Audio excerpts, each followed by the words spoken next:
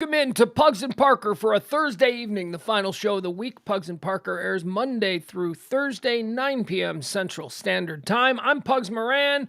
Let's bring in James Parker, the second half of this. There he is. Look at him. Look at him. Well, that's me. What? That's amazing. Handsome Frankenstein. All right, enough of this. All right. This is the. Can you center yourself, please? What? What's the matter? This bothers you? Mm-hmm. This is like the shift in Major League Baseball. This is why they got rid of it. Yeah. You don't like that you can only see like my right eye? I know that's what the Moneyball statistics say, where we're going to hit it, but you still need to sit in the correct position. All right, here. All right. Is this better? Cheating? Better or worse? Better or worse? Even worse. Even worse. Now the sign is centered nicely. Yeah, the imaging, the product placement, website placement, pugscast.com. How about now? Pretty damn bad. Is this better? Well, better you're intentionally doing this to piss me off, and it's kind of working. Better? Yeah, it's great. There you go. There you go. All right, this is the second of two streams that I do every day. I do a stream at noon, Monday through Friday. We call that High Noon. That's more topics, headlines, current events, hot topics, trends, whatever it is that's happening in the world. I bring it to you every Monday through Friday, noon, 12 p.m. It's rip and read style. Do you know what that is? Well, I'll tell you. Rip and read. I'll tell you a story, like something that's, all right, banks, right? Banks. Everybody's talking about banks. So here's how I would present it. I'd go, okay, also trending today, we got banks. The world's ending because the banks are closing. And then I move on to the next one. NCAA tournament. See, it's like that. I just go through all the things that are trending, all the little stories, the headlines, current events, whatever it is that is fueling the narrative of this day. I give it to you Monday through Friday. That's a utilitarian show. But this one, James Parker, this is fun. This one is more just a couple of bros chopping it up. Yeah, I just think you like to use the word utilitarian. I do. Yeah. I do. It makes it sound important. It really does. Well, I believe that the service that I offer to the person who tunes into the High Noon show is a utility, as important to them as when they flip their light switch or when they turn their faucets on. People need to know what's happening in the world. Look, I took the same ethos that I gathered from my radio parents, Pugs and Kelly. And when I had the James show in various iterations on various stations, it was basically the shortcut, the sort of cliff notes on what was going on in modern times to make average people sound intelligent. If you listen to this show, I'm going to give you things that you can just repeat what I say, 'cause I don't know what I'm saying. I'm repeating stuff I've overheard, right? So I've just read otherwise intelligent people write these things. I've managed to absorb some of it. I can regurgitate at the proper moment to give the illusion of knowing what the hell's going on when clearly I don't. Parroting. Everybody does it. Half the people who talk about shit ardently and passionately don't know the first thing. But I am someone to parrot. If you're going to, you are. You're offering yourself as the person. Okay, all right, yeah. That's fine. Yeah. So we do two streams every day. All can be found on RadioMisfits.com. Or if you want to catch up and find something from the past, you can go to PugsCast.com. You can find everything: Pugs and Parker shows, High Noon shows, whatever it is. It doesn't matter. All right, so, James, we've been using this show, this platform, this 9 p.m. Central Standard Time show as a way to sort of reconnect with some of our old 105.3 friends because we're working on a podcast, an expose, some might say, about the rise and fall of a former radio station here in the DFW Metroplex known as 105.3. It's where James and I met and fell in love all those years ago. It was a pretty popular station, and it just went away. And so we've spent the last few weeks talking to some people who were important parts of that station. James, who have we talked to? Throw out a few names. Who have we gone through? We've talked to Pugs, Kelly, Sybil, Bobby, Jagger, Headcrack, Keynote. Mm-hmm. Who else have we talked to along this? We talked to Dell, who's just a nobody, but A listener. No, but we gotta work listener and promotions people like Dell was, people who were there. We need to work all perspectives. We need sidekicks. We need, we're gonna get all the hosts with the exception of Russ, because obviously that'd be a hard get to get, that'd be right. a tough one. But we'll get Liz, and I think she's the only remaining host that we need to talk to. Oh yeah, we talked to Richard Hunter, the great Big Dick Hunter. Yeah, we talked to BDH. We talked so tonight we're going to do another one. We're going to talk to somebody else who was there, somebody who has some stories, somebody who's already been mentioned in a number of stories. And every time I hear this man's name, makes me smile. He's one of my favorite people. Look at him. He's pretty eyes. He's Jimmy Ryan. Look at him. Look at those. What's up, guys? Husky eyes. He's like an Alaskan Malamute in human form. Look at him. Husky eyes. Well, he's got blue eyes like huskies. I always. Well, no, this whole thing started because we were in a break once, and the Jagger show was. Jimmy and I didn't really know each other yet, but the Jagger show was breaking down, and we were we were setting up, and Kelly asked me something. She said, "Who gave you that?" Like, just a random thing. Who gave you that, Pugs? And I just went, I don't know. Pretty eyes. Yeah. Kelly goes, who? I go, I don't know. The dude with the pretty eyes. Pugs. And then Sybil jumped in. Sybil's like, Pugs, what boy do you think has pretty eyes? It turned into a whole thing. You've just got very blue. People have told you before. You've got blue eyes. That was one of the funniest things about like actually getting recognized whenever I would go out, because obviously in radio, all you know is that.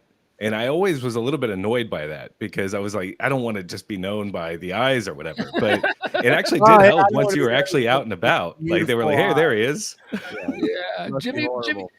Jimmy did very well with ladies, as I recall. Jimmy was one of the and Jimmy was a producer. Jimmy kind of did everything. My God, you were probably as qualified as any engineer that we had there. Which was funny because I got into Live 105.3 right out of high school with like zero experience in doing anything. The only thing that actually got me in there was basically I got an internship. It's much like what James was talking about. Got an internship, had no intention of going to school. But they told me that I needed the papers. And so I went in, signed up for an internship. They were like, are you going to take any other classes? I was like, not this semester. I went up there, got everything. Hoops. They just needed to check boxes. If you were willing to do it and somebody who was already there would vouch for you, you were pretty much made. You were brought in. Yeah. So I quickly got the papers signed, went back, got my money back, and paid rent. Oh, I needed to pay rent. You got the internship, then you got your school money back, and you paid rent. Ah, beautiful. That's what right. year are we talking about here, Jimmy? What year? That was 2003. 2003. Now, you didn't begin with Jagger, right? You started in promotions? Yep. Well, so I started out as an intern on the Liz Wild show. I didn't know you started with Liz. Yep. So I was involved in a lot of that really wild stuff that they were doing back then, and like I'm totally appreciative of it because like that kind of set me up for like what I expected radio to be like for the rest of the time that I was willing to be in it. So like obviously we're gonna get to it, but when things switched, I was one of the rarities where I actually just quit. I was like, you know what, this is not for me. So. Yeah, James, how well do you know Jimmy? Do you guys know? Did your paths cross same timeline or different universes? Our paths had definitely crossed, but I'm not sure if we've ever even been formally introduced. I think I've been like at Sneaky Pete's and said, "Oh, that's the Jimmy that I heard." Okay. Because like weren't you part of I'm sorry, I can't remember the guy's name, but when he slept in the box for like 7 days to raise toys yes or whatever. Mickey? Yeah. So, is that his name, Mickey? Was that his name, Mickey? Yep. Yeah. Okay. Mickey. So I was involved in that. I ended up going out to Fort Worth. Well, hold on. and staying there. Explain to people what that was, because people may not know. What are we talking? We said Mickey Box. What are we talking about here? Right. So it was a 12 Days of Christmas event that they were doing. It was basically all for charity. And Mickey got signed up to go out and sleep in an RV.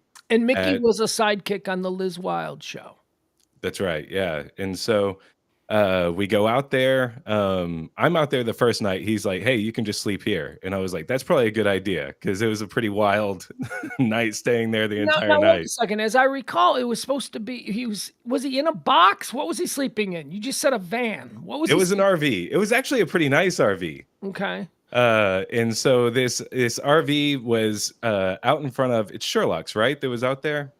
I guess. I don't Yeah, know. it was one of those. It's no longer there. So that was actually upsetting. I like to go there every once in a while, but as of last year, no longer possible. That's too bad. Yeah, RV just sitting out in front of the Sherlock's there, I believe it was. And the first night was when we realized what kind of event this is actually going to be, because we closed out the bar, went back to the RV, and then that's when people started wanting to drop off food and toys. Late night. So it'd be like 3-4 o'clock in the morning. People would be knocking at the RV because we're the only ones in the parking lot. And yeah, it was never let me get this straight. Let me get this straight, because I remember Mickey a little bit. Mickey, I'm guessing that Mickey spent the majority of the night in the bar, just hanging out in the bar with people, partying, having a good time, right? And then when the bar closed, he would just walk into the parking lot, climb inside his promotional vehicle, the 12 Days of Christmas box, and he would get in there, and then as the bars would close, I imagine people would be hanging around, probably hey, if this RV's a rocking, don't come and knock it. I imagine all kinds of crazy stuff was going on, because we're talking about, with all due respect, and I love Liz. I worked with Liz at 2 different radio stations. I worked with Liz in Chicago, and I worked with Liz in Dallas. I know what the Liz Wild audience is all about. Yes. The 105.3 audience was one thing, but the Liz Wild audience was like... The Liz Wild's audience was like the 105.3 audience's cousin who had a meth habit. Right? Yeah. Like the rest of the Live 105.3 audience would look down on a Liz Wild audience. Yeah. I can't believe you guys are watching or listening to that. We come from the same family, but you're the ones, you know. Yeah. Well, see, now, Jimmy, you weren't part of the show before it was in Dallas, were you? No. Okay. Because when Liz Wild showed up, I remember Pugs and Kelly telling me, like, keep an eye on these fools. Like, she was in Boston before she was in Chicago, and now she's here. And, like, you got to see the kind of, I don't know what they're going to do, but they're going to pull some stunts. Yeah. And that was one of the first stunts that was pulled. And I'm like, okay, I'm impressed. Like, they were talking about committing to the bit. That is committing to the bit. Let me say a little something more about Liz Wild, because since Jimmy did work on that show. Yeah, man, she's a real I can't wait to talk to her, because she is going to have some real stories. She is a hardcore radio broad. She has done it all, man. We worked with her in Chicago, and the thing with Liz Wild is every place she has been on her resume, she has either been the biggest thing in the market or just been run out of town like Frankenstein because some bit went the wrong way. Yes. She's so good. So this 12 Days of Christmas, you guys are partying in the parking lot. Didn't something happen here? Oh yes. Some of it I still probably cannot talk about, because it was just you can. So at one point, it's all past 7 years, which is pretty much the standard as far as. It don't apply anymore, because who would enforce it? Infinity Radio doesn't exist. CBS now merged with Intercom, which became Odyssey, and who's going to put that legal bill? Nobody. Nobody's going to pay that legal. And unless you killed somebody, there's no legal issues that you have to worry about. Okay, so I only have to leave one thing out then. No. The Liz Wild show. There was a body count. No, so the first night we okay, so anyone doing the math here, I'm right out of high school, so I'm not even supposed to be drinking. I go hang out with Mickey for the entire night at the bar. At 2 o'clock, we decide we have to go back. But what they did do, which was crazy, is they said, "Hey, look, you guys are going to be staying here. You're giving us basically 24/7 promotion because we were calling into the shows, during each of the breaks, saying that we're out there. So they were very grateful. They created an absolute monster though, because they gave us keys to the bar. No. Yeah.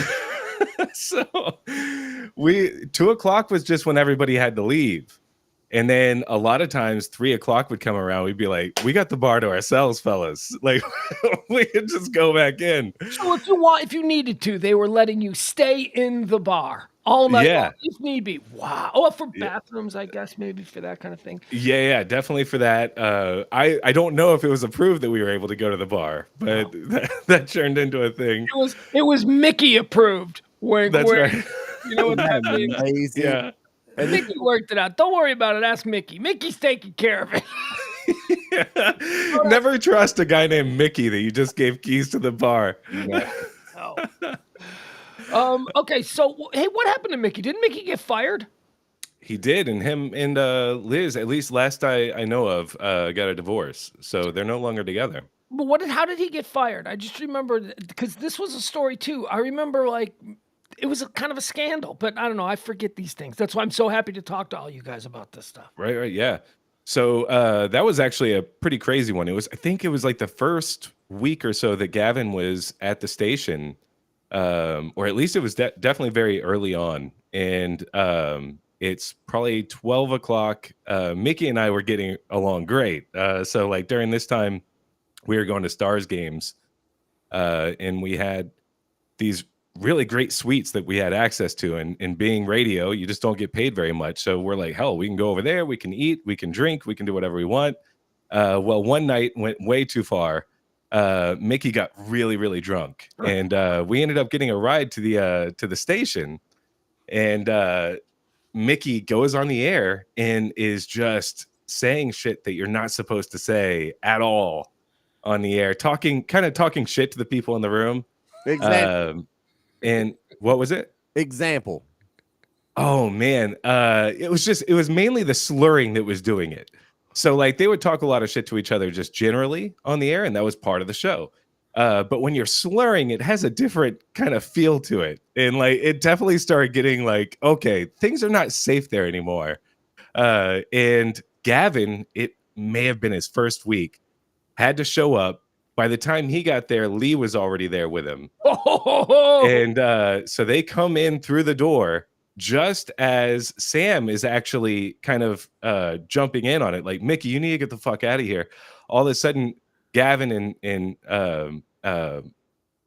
Lee come in. And so right as they come in, Sam gets pushed across the studio. By Mickey? By Mickey. Now, let me just so people understand. Was this back when Sam was working with y'all on Liz's show, or was Sam now the promotions guy? No, Sam was just working on the show. On Liz's show. Sam had traveled with Liz cross country. Yeah, because that's Sam right. was in Chicago with Liz. Yeah. Yeah, and so then Mickey was no longer able to be on the show. The show itself was not. Sam and Mickey hated each other, didn't they? They did. Yeah, they absolutely hated each other. I did not know that until right now. They hated each other because Mickey was, although it wasn't talked about on the air, Mickey was in a romantic relationship with Liz, and Sam was the executive producer of the show. And Sam, I think we all knew that, but that wasn't on the air. Yeah, I thought that wasn't on the air, right? Wasn't that kind of kept quiet?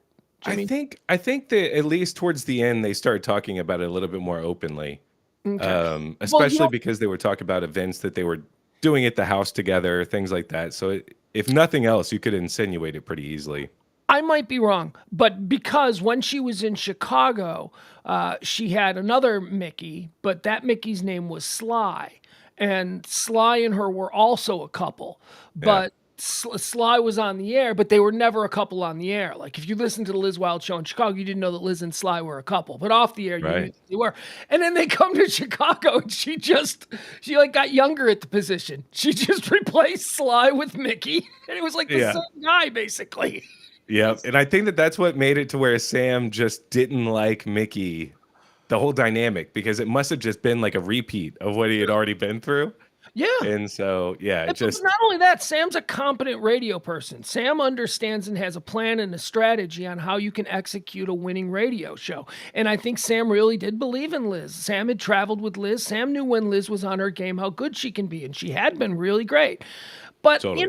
I think Sam felt like maybe there were other influences. And whether it was Mickey or Sly in Chicago, I think that at some point that just had I'd love to talk to Sam. I don't know if Sam's gonna want to talk because he's very private about all this stuff. But yeah, I'd love to give get his point of view on all of that. Sam would be a great person to have on. I know that he has his reservations. He's like, I have nothing to say. But if you could get him on, that is a good person to talk to. I love Sam. I love Sam going all the way back. I mean, going back further than anybody that I know here in Dallas. Sam the mailman. He's just a nice guy. He's just nobody rolls with it. Nobody on the air rolls with it better than Sam the mailman, and I have just the utmost respect for that. All right, I have two questions for Jimmy. Number one, how did you even find out 105.3 existed? How were you introduced to the station? So I was in high school and I would listen to Howard Stern religiously growing up. So a lot like what I got right now, I got like little earbuds. I would be in class if I wasn't skipping already, and I would just be doing this, acting as if I was listening to what was going on in the classroom, but I was actually just listening to Howard Stern in the morning. That was like my whole thing. So once he moved to 105.3 in the Dallas market, it was much easier to get the show, that's for sure. Because back then I was trying to stream it on, I think, like a Trio or something. Just like early 2000s, late 90s. We're talking. You're trying to stream Howard Stern out of market in high school. Wow. Yeah, so I was very into it at that point. Heard that he was coming into Dallas, and then at that point, hearing that Russ was going to be over there, I knew that he was supposed to be, somebody that was well known in the market. Started listening to it religiously. It just got me through the entire day, and so that's one of the things that I actually found to be probably the strongest thing that Live 105.3 had right out of the gate, which was, people are at work. They got the entire day to get through. If they got something good to listen to, though, that's the thing that really, differentiates it from regular types of radio you'll see today. You were able to just sit in a room. I was actually talking to Whitney, who I know tunes in here. She's actually saying Sam was another favorite too there. Oh, Whitney Balls. Yeah. Hi, Whitney. How are you? She was trying to get some dirt on Twitter. It must have been like, trying to find out things now that this has been kind of like livened up or whatever. But trying to see if like maybe somebody on the Jagger show was not fun to work with or something like that. And I was like, hey, this is an easy answer. Actually, everybody was great. Yeah, I was going to say, all the shows got along. I mean, I know I just mentioned that Sam and Mickey didn't like each other, and that might be the outlier. That might. Yeah. I mean, I don't know. Maybe I would walk in because we followed Jagger, and we saw, Jasmine and Dean and Mondo and Jimmy and Jansen, and everybody's joking around and they're laughing, and people are having, and it was a nice environment. And then our show, at least from what I could tell, I mean, how could you have a bad environment with Sybil around? You know what I mean? That's right, yeah. Constantly bringing everybody up and giggly and everybody. Yeah. So, I mean, that is one thing, because I've worked at radio stations where they had shows that were cobbled together, where a tech producer was taken from this show, and then the exec producer was hired, and then they brought a guy in from one market and teamed him with a girl who'd been there, and they all hate each other. Yeah. There's just absolutely no organic chemistry. They're not friends. James, do you have any direction you want to take Jimmy Ryan in? Yeah. But if I could, just to close out that thing about the RV at Sherlock's. Please. So one night, the guys and I barely remember this. This is one of those things where like somehow it's still I only know the morning story of exactly what took place.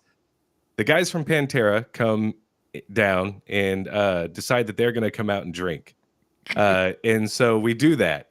I don't know who was all in the RV, so I'm not throwing any names in. But somehow Coke comes around, and so like Coke in the RV. Wait, the Pantera guy showed up to party with Mickey and Coke Yes. suddenly around? Oh, get out of here. The night just completely degraded quickly. That's the main part that I do remember. In the morning, woke up in the RV. There's mirror glass all over the place. There's a one of the stools that was like built into the ground is now just laying across one of the extra beds. Oh, man. The whole thing is trashed. And like the RV. yeah, so the RV was actually brought in by one of the sponsors. And so this was like the first thing that Mickey had to kind of answer to was the state of the RV when we brought it back. So, do you know who which particular or specific Pantera guys showed up? I'm guessing it was Vinny, because Vinny was a big 105.3 fan. Yeah. So, what'd you get? Did you get a Vinny and a dime, or did you get like Vinny and his like? Because sometimes Vinny will just show up and you'll be like, Pantera showed up. Really, that's right. Yeah, which is fine because he's one of the primary Pantera guys. You know. No, so this happened at the time we were doing really late nights. I want to say that at the time we were like ending at 11. At one point, though, we were actually ending at 2, which was just crazy. But yeah, but by 11, you know, I'm 3 days in. You know, I'm getting used to the idea of like drinking through the shows, and then like, you know, 11 o'clock, 11:30, they walk in. Honestly, I don't remember who it was. I just remember there were a lot of people around, and yeah. So Jimmy, let me ask you. So your first experience working at a big time major market radio station was you were working the night shifts. Yeah. So that's the same thing with me. My first introduction to radio was Chicago radio in the Hancock Building, 1991, and I was doing the overnight show. And there is something, and you can probably relate to this. When your first experience at a radio station is in the nighttime hours, when there is no salespeople, there are no offices, it's quiet. Yeah. There's only like 5 or 6 of you there, if that even. I mean, you might be there when you're there. There is something so magical about that. I love that, and I think that's one of the reasons why I, to this day, have a fantasy of doing overnight radio. I mean, I don't care if they pay me $10 an hour. I loved that vibe of being alone in a radio studio in the middle of the night. Because then then in the morning, you know, it's like Grand Central Station. It's a hustle and bustle, and there's business people. But man, there's something about that. Well, and look, and let also. I know this is anecdotal evidence, but let it stand pretty firm that there is no grand Illuminati or conspiracy control in the media. They don't control what we say. They let 19-year-old drunk Jimmy on the air from Sherlock's parking lot doing rails of coke with Pantera, like, and there was no one in a suit there monitoring what you said, right? Like, how ridiculous. Well, James, I would push back and tell you that the name of this project is Who Killed 105.3, so that's not allowed to exist anymore. So yeah. Okay, what's your point, James? Which I think gives me like a kind of like a interesting take on it, because mine's kind of more in line with that way of thinking. What Pugs was bringing up there. All right, my other big question is, how did you leave Live 105.3? Yeah, you told us that this was on your own accord, so walk us through this.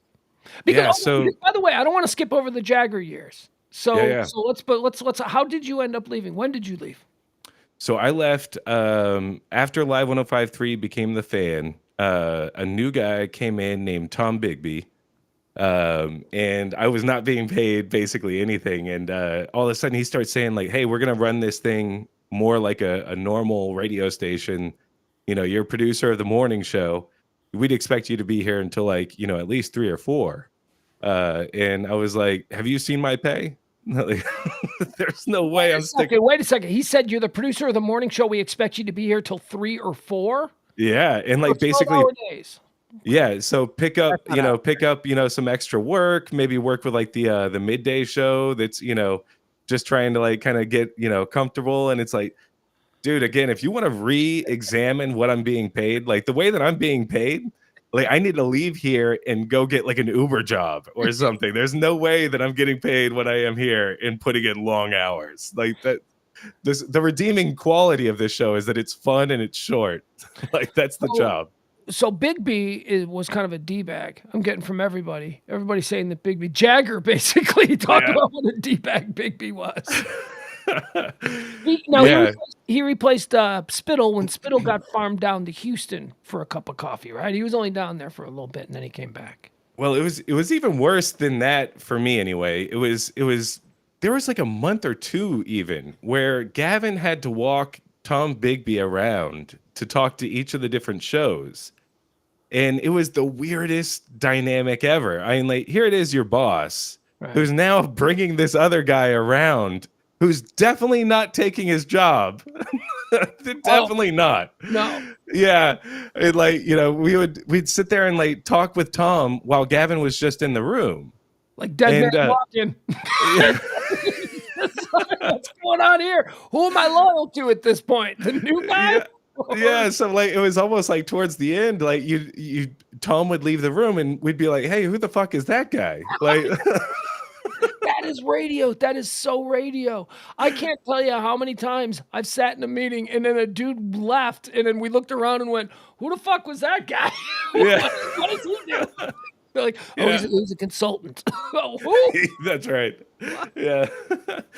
So yeah, he basically went around bringing up like, you know, new ideas. Hey, I'm from Philadelphia, and like, you know, the Eagles had just won the Super Bowl, so you kind of got ratings thrown in your back pocket on accident. And so that's what he's kind of running in on, is like the high of like, hey, my team happened to go to the Super Bowl, so I get to say that the ratings were because of my great ideas. Yeah. And what better way to ingratiate yourself to the people of Dallas than to come in from Philadelphia bragging about an Eagles Super Bowl? Yeah. I mean, the tone deafness was crazy. Just So you just left? How did you not? What did you do? Did you just give your 2 weeks notice and it was fairly peaceful, or did you make a show? No. So the most important thing to me was I was working for the Jagger show. Those guys were, again, just couldn't have been better to work with. The only problem that I had was that outside of the show, I had to deal with Tom Bigby and like, you know, his day-to-day stuff. So I was like, I went to Jagger. I told him probably a month in advance, like, hey, probably going to go ahead and leave here. I'm going to, you know, just start doing some podcasts, do some things like, you know, that's not really what I'm wanting to do here anymore. Again, coming from nighttime radio, I guess it was probably inevitable. But, you know, coming up with the idea of like, hey, that certain thing took place in the football game. I want you to talk about it at the top of every hour. So every single time that the hour comes around, talk about Tony Romo and the bad throw he made. So now he's dictating content, and not That's only right. dictating content, but where the content needs to be introduced, regardless of any organic flow the high-paid talent. Yeah, They've got to stop and do what the guy from Philadelphia. I hate radio, man. Yeah, sorry. And so what was really crazy is that part of my job, obviously, during being a producer is getting on the calls and producing the phones. And during those segments, it was actually what ground me down to the point where I felt like I had to leave was, you know, I'd get on the phone and someone would be like, hey, is this a repeat of last hour? I'd be like, well, no, we're talking about the same thing. The worst. That feeling. Yeah. And I just, you know, at that point I was like, okay, this is too far for me. So I told Jagger in advance, and then I gave 2 weeks notice, like a good boy, and got out of there. I feel like our friends who have never worked in radio or any sort of adjacent industry cannot fathom being ground down out of a job where you just talk for a living, you know, because it's not like we're laying bricks. We're not up on some roof, like stapling down shingles or anything. Our job is not physically strenuous, but what a freaking beating you described to go through. And then your camera goes out on us just like that. I know. Yeah. So it is an emotional grinding. It is not a physical grinding. We're not breaking rocks. But thing about radio is, and this is what's we can hear you, Jimmy, by the way. Yeah, Jimmy, we can hear you. Your camera went out. Nice. Jimmy, are you still there? I am. Yeah. The thing about radio is, though, that they know they can manipulate you emotionally and psychologically because they know you ain't gonna get a better job than sitting around and bullshitting with your friends for 4 hours. Oh, and they are not above taking advantage of that at all. What are you gonna do? Go work in an insurance office? Yeah, you do good in the insurance office, Jimmy. They got you. They got you because ultimately they know it's a fucking great job.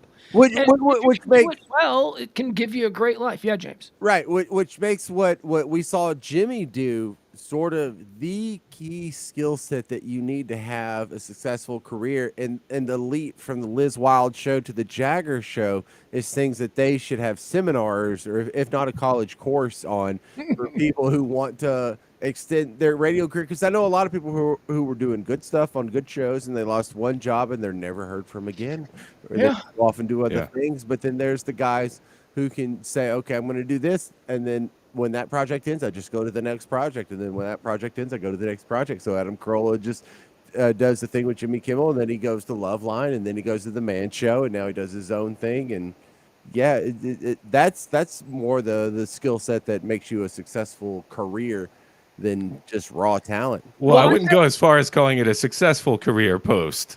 It's a good run. It's a good run. Yeah. No, and like so, the real issue right out of leaving the Jagger show was getting a podcast really going because it was still fairly early on in the podcast thing. At that point, Joe Rogan hadn't even started yet, and there was very little, just organic traffic flowing through things like iTunes or anything just yet. And so our main thing that we were able to pull off on the other end of it was just getting a deal with Justin TV, which was before Twitch TV. Yeah. And they made things a lot better. There was a time in this town not too long ago when Jimmy was on the leading edge of digital content creation and all that. Jimmy and I worked on a few projects about a decade ago after radio, and that's kind of what I was getting at when we first introduced Jimmy. And I said, he basically is like an engineer. James, we've crossed paths with a lot of different types of people who are producers and interns. You've got the social climbers, you got the ones who just want to be on the air, you got the ones who are only on the air because they're complete train wrecks, right? And they're just natural. That wasn't Jimmy. Jimmy is an incredibly capable guy. Jimmy's I don't mean to make you blush here. We can't see you anyway. Jimmy's a brilliant guy. Jimmy's like really super smart, like engineer level. Like, you got a question, you can ask Jimmy. So one of the reasons that, Jimmy was so, a lot of people wouldn't make the jump from a nighttime show like Liz Wild to the morning show. A lot of guys wouldn't survive that. They'd just blow out the whole show and they'd find a new. Jimmy stuck around because he could do everything. He could do, and to that end, what are you doing now, Jimmy? Are you doing anything engineering or technical or anything like that? What's how do you pay your bill? It's funny you say that because I'm actually a security engineer for a company now. Yeah, all self-taught, I'm guessing. Yep. Basically, and you got a family, you got a wife and kids and all that stuff.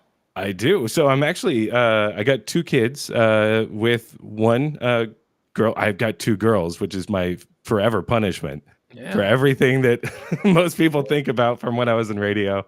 So 2 girls. And then I'm actually getting officially married next month. Oh, yeah. Officially married. It has a tinge of shady to it, doesn't it? Yeah, no. Well, we've been together for almost 10 years, but we're actually going to do that. Oh, that's wonderful. How about we mentioned Sam a little bit. I know that you and Sam were buddies. You guys still thick as thieves or don't cross paths anymore? Yeah, no, I actually talked him into being one of my best men. So he's going to be there. Sam and Jimmy. Yeah. Well, Sam, I'm always going to be able to, totally appreciate Sam because he was the one who got me in to radio. I know that, James, you were talking about how I think it was Sybil that like officially kind of got you involved. Right. And like, you're always going to remember that first person who was like, yeah, come on in. Just just come on in. And at that point, you're not getting rid of, certain people. If you're allowed in one time, that's all it takes. For you, is that Sybil, James? Sybil? Sybil's sort of my gatekeeper. Like technically, you and Kelly are my radio mom and dad. Yeah, but Sybil got you in the door. That brought me in. Yeah, because you needed to get past Sybil in order to get into the door. You didn't. Yeah. She was the gatekeeper that got it started. Yes, I owe it all. Mine would be a guy named Mitch Rosen. And he was my first boss. I was his assistant. So yeah, we all have somebody who was the person who called you after you sent your resume in, right? Yeah. It was like, hey, why don't you come on down here for an interview? And it's the greatest fucking day of your life. Oh, totally. You just think, wow, and you're so nervous. And then you're in the business for a while and you realize that those are such forgettable interviews for the people on the other side. Oh, completely. For those of us, it's your best shirt and your best resume. For them, it may not even be the person doing the interview who was the person you talked to on the phone. Yeah. And if it had come so easily, I might have let it go by now. But now it's like, you know what? I harassed this poor broad for 9 months just to even get in the door. And then I pretended to have access for another 6 months until I actually got hired on to the worst shift possible. And just because, iHeart's going into bankruptcy and Cumulus has bankruptcy and now Odyssey has bankruptcy, you think I'm quitting? Hell no. Yeah. I did this for free at the beginning. I'll do it for free at the end. You're more than halfway there. You can't turn around now. There's no reason. You got to keep going, no matter what happens. I don't care if it gets down to hand-to-hand combat and bayonets or whatever. I'm going to be the last guy stabbing. So, Jimmy, let me get your thoughts on the overarching question of this entire project, which is, a bit tongue-in-cheeky. Wait, can you fix your camera before he asks this important question? Yeah, what's going on? I was trying to figure it out, but for some reason, I have not used this camera for a long time. That's right, but if you hit the little gear shift looking thing and you go under video. Oh, James, you don't have to walk Jimmy through it. You don't have to. Yeah, it doesn't seem to want to reset. He probably built the camera that is fritzing out. Well, that's half the problem. Yeah, I'm not overwhelmed. Nintendo cartridges. All right, well, don't worry about it. So we'll just keep moving forward. Your super important question. Yeah, well, I mean, the tongue-in-cheeky view of the podcast is who killed 105.3. It's kind of a play on the old documentary, who killed the electric car, or the play on that, which was who killed the USFL. It's who killed Live 105.3. We're not really looking for one person to blame. We're just staking out the position, James, and I think you'll agree with me on this. We're staking out the position that 105.3 as a radio station should still be around. It should still be thriving in this market. It should still be making money hand over fist, but it's not. It didn't go away because it went bankrupt. It didn't go away because it wasn't getting ratings. It just went away because of other issues. And so, Jimmy, I'm going to ask you, who killed Live 105.3? Obviously, it was like a whole range of things, but I would say from like the one, if I had to name just one thing that did it, I would say just generally management. Like whether it be lack of management where you needed it, or too much management where you didn't, meaning from top down kind of decisions. Yeah. I remember the first moment that I realized that things were kind of on edge and weren't being managed correctly was when they decided that they were going to throw us in with like that move to free FM, even though we were kind of the model that free FM was being based on. Yeah. And so like, why are you changing the one that you're saying is doing it so well just so that you can have it like all the others, like your little toys? It's like, why not just call all the other ones live something?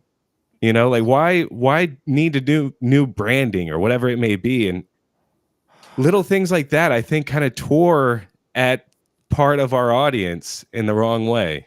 What were we free FM for? 9 months? 9 months, less than a year. We weren't even free FM for a full year. What that was that was just some petty New York-based radio guy who worked with CBS Radio at the time, somebody up there in Mel Karmazon's suite of offices. It was some New York guy who thought it was cheeky to point out that you can still listen to the former home of Howard Stern for free, but he's going to make you pay. That was the entire connection between renaming the entire genre, the entire format, Free FM, in order to remind people that Howard Stern was now on pay satellite radio. That is so petty. That is so stupid. And if that is the range in the width of your thought about this brand, well, then it's doomed to fail. Yeah. The fuck is Free FM? What? Yeah. What's that? Yeah. I didn't get it. Live. We got calls. Go ahead.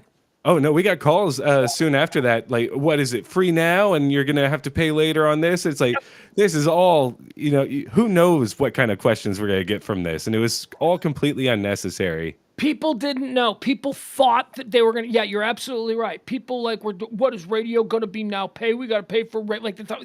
It was such and there was no explanation for it other than some guy in a suit in New York City wanted to poke a little personal fun at Howard Stern. And that's all it was. And that's why it failed. 9 months. They shoved David Lee Roth down our throat. Then it was terrible. It was I'm glad to hear somebody else say management, because that is one of my big issues.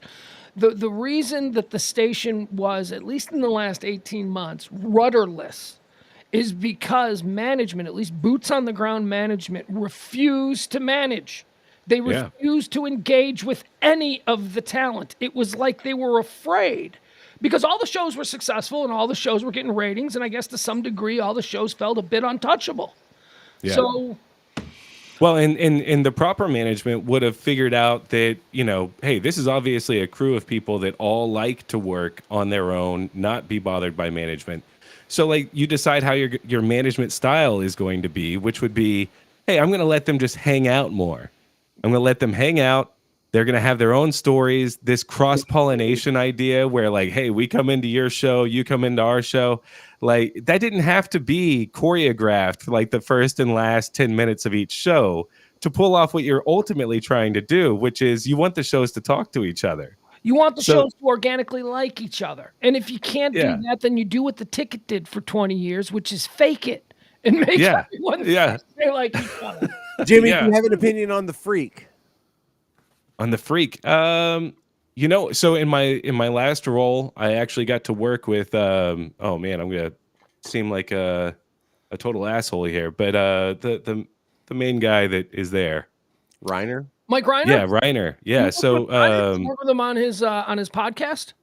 Yeah, so I worked on it, but I was automating an entire studio there that Mike Reiner just happened to record at. So I did quite a few of his remote recordings, and got to meet him a couple times in doing it. And so those interactions couldn't have been better. And I'm happy that they're doing something, because the truth is that the reason why I say that management is the reason why 105.3 failed in that that format is because it was a true failure. It wasn't just that, one thing or another fell apart, whether it be Russ or losing Howard, or ultimately losing you guys. I mean, like, that was a very important midday show to have at that radio station. Yeah, when we walked out, I haven't really mentioned this yet, but it'll be a part in the documentary for sure. It is an absolute fact that when we walked out in middays and took our advertisers with us, we left a gaping hole in the broad side of that radio station. And then a week later or 2 weeks later, Russ Martin beat up his girlfriend and was in handcuffs on the 10 o'clock news. So there were those two events happening in close proximity with the specter of the Dallas Cowboys being available. And the station considering maybe we make a play for the Cowboys and just go straight sports. I think those things and the management are, at least as far as while I'm writing this new podcast, those are the four areas that I'm really settling into as being the reason. Those four, there is a cascade of events that occurred over about a 4-month period in 1 year, the last year of 105.3. And I think that's going to be something we're going to drill down on in the podcast. And that's so, like, those things obviously had a tremendous impact on the audience, because, you got an audience that is used to listening to certain voices throughout the day. And the second that they start going away, there's a big issue. There's a real big issue. Well, there was an advertising problem, because we took a bunch of our advertisers, because when we left, we walked out because of a dispute that we were having with management. So we took a bunch of our advertisers with us. So now they're losing money. Then the afternoon show, which is their big money ticket item, suddenly their afternoon guy is being perp walked on the 10 p.m. news because he beat up his wife. So now he's got some advertisers that aren't going to re-up for the next quarter. They're going to wait and see how this plays out, right? So the station in June of, I want to say, would this be 2009 or would this be 2008? I don't know. I have to look at it. But it was in June of that month where You had just had the Pugs and Kelly midday show walk off the station. Then you had the afternoon guy. And so you had all of this trouble. And that's where they're making their plans for the budget for the coming for Christmas and all that. They're trying to sell all the Christmas ads in the summer. They want to be sold out ahead of time. And they've got a midday show that's gone. And they've got an afternoon show that beats up women.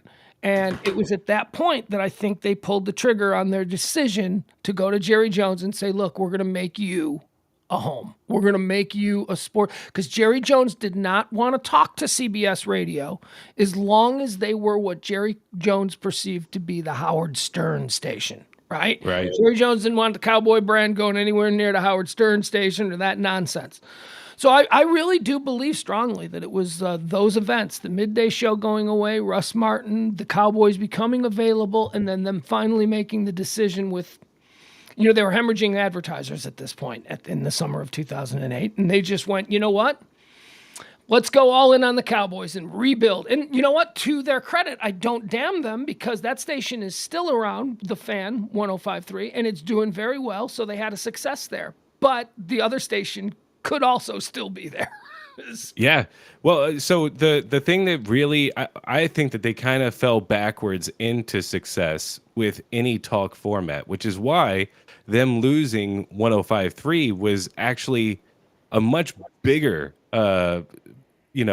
showing of how bad the management was than a lot of people even got to realize or appreciate still today, which is that, you had a station that was literally podcasting before podcasting took off.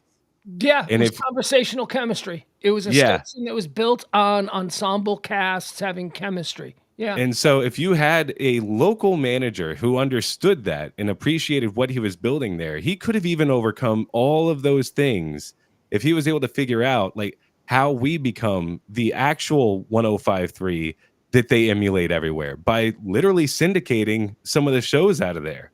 Like pushing, these shows out, putting them out in podcast format, get ahead of the curve, like true leadership type stuff. And like, you'd have something today that really would be big. Yeah, I mean, I wince a little bit when I hear that because I like to think of it as just, let's keep it local. Let's keep it a juggernaut locally. There's no shame in that. We don't have to, try and overextend ourselves by suddenly syndicating out to other markets. Let's be the most baller station in Dallas-Fort Worth. Let's dominate the local. That's what I love about radio. I love local radio. I'm not a big fan of the syndicated stuff. James? I do too. I like the local stuff too. I think that there's at least opportunities for the right type of person to present that idea in a way that salvages the station. The only way that I see radio, terrestrial radio with the old-timey signal and all that, the only way that I see it sticking around for 20 years or whatever is it's got to revert back to being locally focused. It's got to become an entirely instant and locally based thing. The local talk shows have to come back. The local community conversations have to come back. I mean, look, we got a problem in this country because we're all so divided because you got people in Nebraska getting all upset about the results of the Chicago mayoral election. Why the fuck are people in Nebraska even aware that there was a Chicago mayoral election? Those people should be pissed off about their local school board or about their local sheriff, but we're not. We've got to get back to that in this country. We've got to get a focus on our own community, and I really think that local radio is a great way to do that.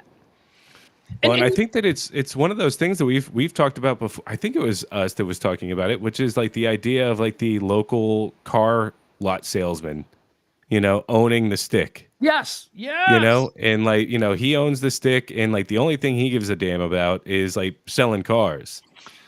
And, if that happens, that makes, the show is very organic. Who gives a shit what you're talking about? Just to, sell some cars. You are absolutely right. The golden age of radio, James and Jimmy, occurred when, you've got this class of rich guy, the top tier of the rich guys, right? When they make all their money and they want a toy, they buy a professional sports team, right? But there's a lesser area there. There's a guy that owns 5 car dealerships in Greater Wichita, and he can't afford a protein, but you know what he can? He can buy the local FM rock station, and that's basically his football team, his toy. We need to get back to that, where radio is owned by rich guys who just want to have the coolest toy in town, the way it was in the 70s and 80s. I mean, what we have now is, 3 companies essentially owning every radio station in America. It's so competing with Spotify. Yes, it's a bunch of accountants. We need the crazy car dealer to, we need the crazy car dealer to open up a rock station, and then we need the crazy Greek restaurateur guy to open up a rock station across the street, and now we've got to get real competitive local radio back. Where the Eagle and the Edge, they didn't compete against each other because they're owned by the same company. Right. Back in the day, those 2 stations should have been in the knife fight every fucking morning at 6 a.m. But no, that's not what it is. James, you're being boxed out of this conversation because I can talk radio forever. You got any place you want to go with this with Jimmy? No, I think we've basically exhausted the ground we intended to cover. I mean, do you have any dastardly run-ins with any of the hosts, or do you have some stories that would be of some saucy content for the podcast? Yeah, what do you got, Jimmy? What do you want to lay out here? So I noticed that a lot of the things that have been said about Russ, I almost feel like I would have to try to bring something up there, but the truth is, and I guess I'm going against the grain on this one. I know that Russ was a real pain in the ass, even to some of the people that he was working with at times. Things like getting fired and not taking care of the check, things like that are, you're not really going to, you can be so angry as for other people that you actually churn your belief in somebody based on those types of things. But my personal interactions with him had always actually been pretty damn good.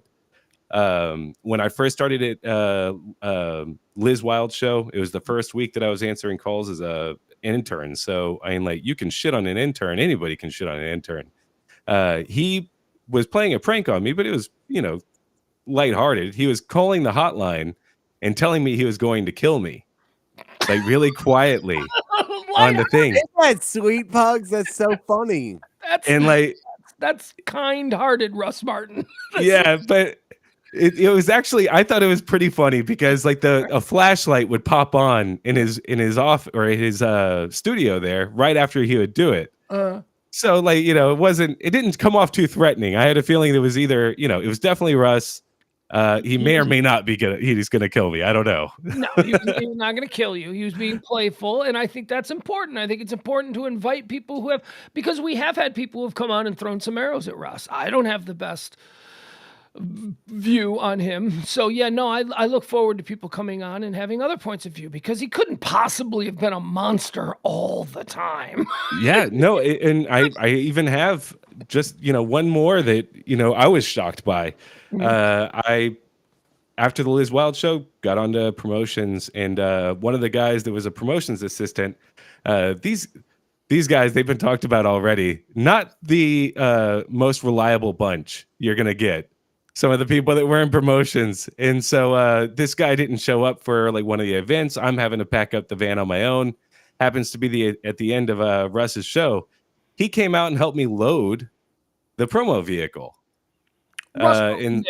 Russ Martin did. Yeah. That's a nice move. And so I was like, I'll be damned. I cannot believe that this is actually happening. I've heard all the things, don't look at him in the eyes. I always followed that. So maybe I would have learned that that was a really toughly enforced thing. But that was definitely something that I was told by upper management when I started. But it was good.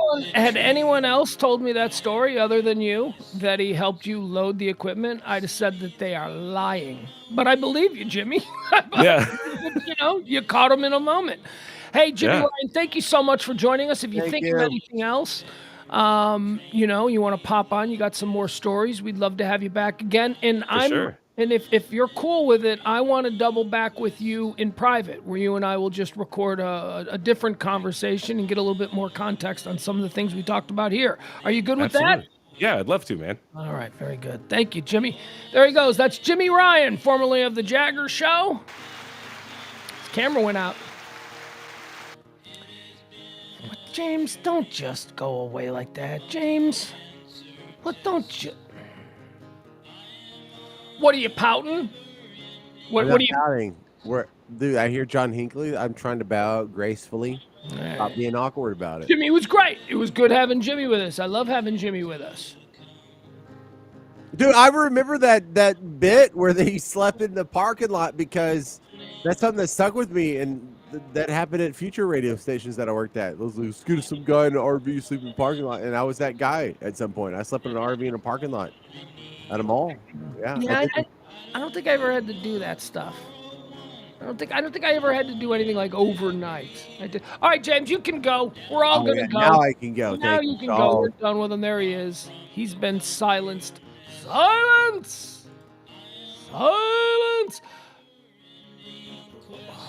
That's my kid. My kid just sent me a text at 10:02. Apparently he doesn't go to bed this soon. See what my son just sent me. Send me a YouTube video. Oh, wow. One more. All right, never mind. Never mind. Me and my son have a very unique sense of humor. I don't need to share that.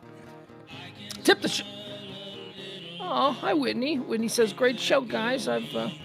Good show tonight, Jeff Ballard. Thank you. All right, James, put the tip one up. There we go. We got it. I got a. What are you doing, James? There we go. Tip the show if you can. This show runs on your gratuities. Anything you can drop in the coffer. Treat me like I'm your bartender. Treat me like I'm your valet. Whatever it is you want to do. Cash App right there. You got the Venmo right there. Show runs on your gratuities. That's it. We'll be back tomorrow at noon for a high noon show. Current events, hot topics, trends. It's utilitarian. I do. I will always use that word to describe the high noon show because it is utilitarian. It's a utility. We depend on it. You should depend on it. I do. Current events, hot topics, all that stuff. Monday through Friday at noon right here on the Radio Misfits podcast platform. Also, hit subscribe. Make sure you're following us. You're getting all the alerts because should some big breaking news happen, I'm always willing to jump on and cover it live. Cover it live. That's a fancy way of saying that you and I can all get together and watch it unfold together. So we'll do that as well. All right, bye, everybody. Have a great weekend. See you tomorrow. Oh, no. Well, yeah, for the Pugs and Parker audience. Have a good weekend. See you tomorrow on high noon. Or whatever.